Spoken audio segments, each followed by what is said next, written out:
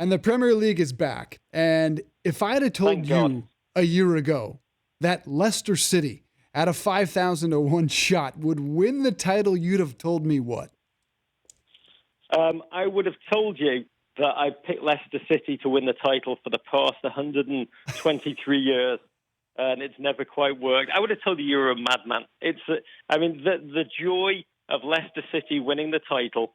I think the greatest legacy may be in giving false hope to all sports fans now, apart from you, Cleveland Browns listeners.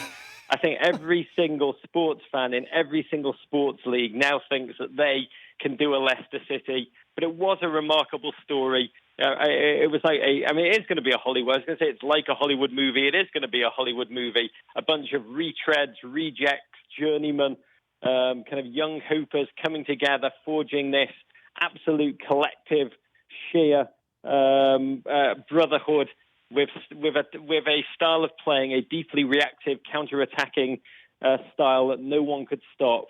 But I'll say the new season has started. Leicester lost their first game to possibly a team that will turn out to be the worst team in English football, a pub team, Hull City. They drew at the weekend, and already it's looking as if their title defence, they're a little bit, I believe, like the footballing equivalent of the Baha Men, the band who let the dogs out in 2000 but turned out to be a one-hit wonder. Football moves on. Who let the dogs out? That must be a tough act to follow, though, when you survive relegation the year before. You come back against insurmountable odds. You're one of the greatest stories in the world in sports. The emotional high of that almost naturally leads to a low. How tough is that to follow that act?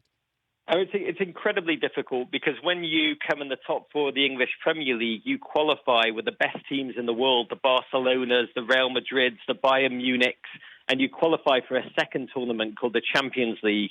So this tiny little team in an obscure town in England, best known as the potato chip capital of Europe, are suddenly, instead of playing in obscurity, are suddenly playing in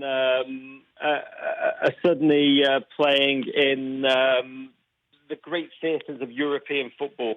And that is going to absolutely destroy them. They're not just playing at the weekend. They'll be playing on Tuesday and Wednesday. They have a second front of battle. Secondly, there's no surprise about them this season.